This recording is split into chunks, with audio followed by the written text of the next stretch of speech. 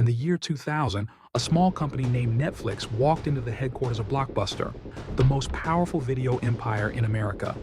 They came with an offer: buy us for $50 million, and we'll help you step into the future.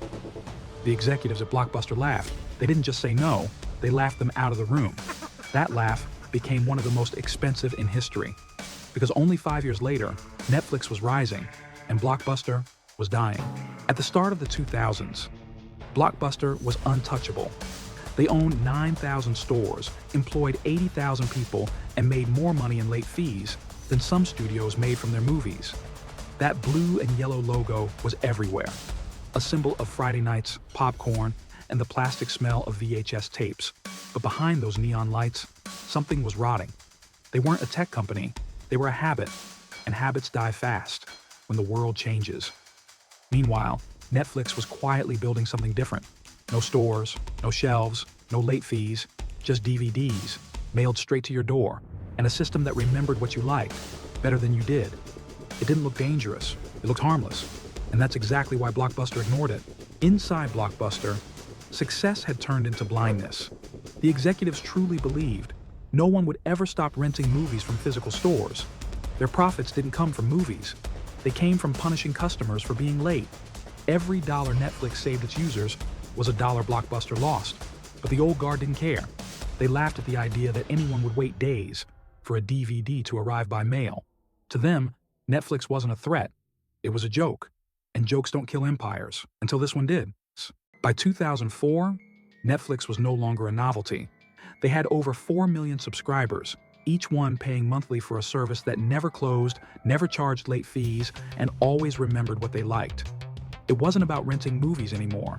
It was about predicting desire. Every click, every rating, every watch, the algorithm learned. It built a digital profile, who you were, and what you wanted next. While Blockbuster was selling tapes, Netflix was selling control, and the customers didn't even notice. When Blockbuster finally woke up, it was already bleeding. Late fees were gone, stores were closing, and the word streaming had just entered the public mind. In 2004, they launched Blockbuster Online, a desperate attempt to copy Netflix's mail system. But it wasn't a plan, it was panic. They were trying to rebuild a jet while it was crashing. Worse, their online service competed directly with their own stores. Every new subscriber online was a customer lost in real life. Inside the company, the old guard fought the new. The board wanted profits, the new team wanted survival, and that war tore Blockbuster apart from the inside. In 2007, Netflix made a move that changed the world. They stopped calling themselves a DVD company. From that day on, they were a streaming service. No more mail, no more waiting. Movies were just a click away. It was the moment when cinema and the internet merged into one machine, and Netflix owned the switch. Blockbuster watched it happen in real time, but they were too big, too slow, and too confused to follow. When they finally announced their own streaming platform, the world had already moved on. By 2010, Netflix was unstoppable. Its user base had exploded, past 20 million people, and every new subscription was another nail in Blockbuster's coffin. While Netflix was streaming movies straight into living rooms, Blockbuster was closing stores one by one. Every week, another blue and yellow sign went dark, their debts passed $1 billion, their employees were losing jobs by the thousands.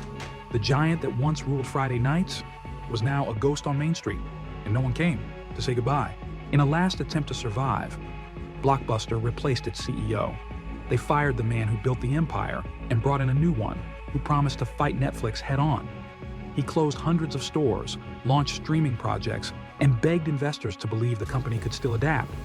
But by then, Netflix wasn't just a company. It was a movement, a symbol of change itself. Every day, more people cut their membership cards in half, canceled late fees forever, and clicked subscribe. Blockbuster was no longer losing to Netflix. It was losing to time. On September 23, 2010, Blockbuster filed for bankruptcy. After 25 years of dominance, the empire was gone. Its stock, once worth billions, was now worth just 3 cents a share. The neon lights went out, the blue carpets were rolled up, and the last stores locked their doors forever. While Blockbuster's executives were packing boxes, Netflix was announcing its next move: original content. They weren't renting movies anymore. They were becoming the studio, After Blockbuster's fall, only one store remained.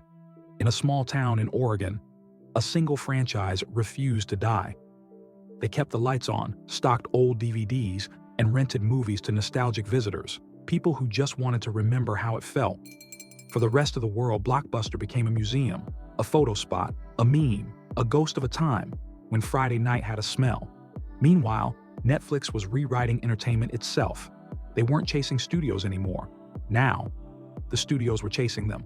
Blockbuster didn't die because of technology. It died because of arrogance. They believed their brand was stronger than change itself, that people would always want to walk into stores, touch boxes, and pay late fees. But the world doesn't reward pride. It rewards adaptation. Netflix didn't have more money. They had less fear. And fear, not failure, is what kills empires. Today, Netflix is everywhere, in our homes, in our phones, even in our language. Streaming became not a product, but a way of life.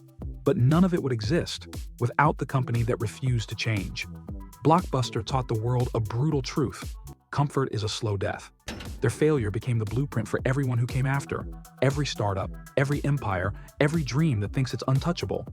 In the end, they didn't lose to Netflix. They lost to their own comfort. Maybe that's why we love stories like this. Because deep down, we all have a little Blockbuster inside us. A part that hates change, that clings to what feels safe, that believes the world will wait. But it never does. The world moves on. And the ones who survive are the ones who move with it.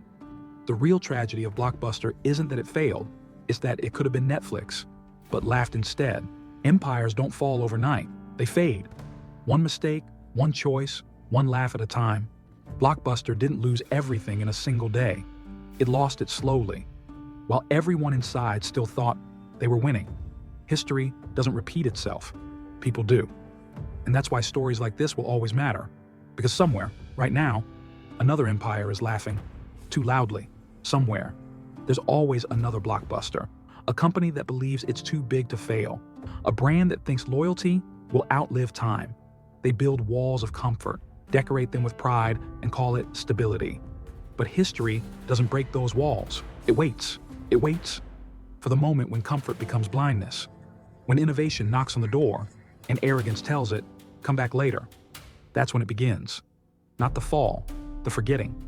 Because empires don't just die, they're erased when the world stops remembering why they mattered.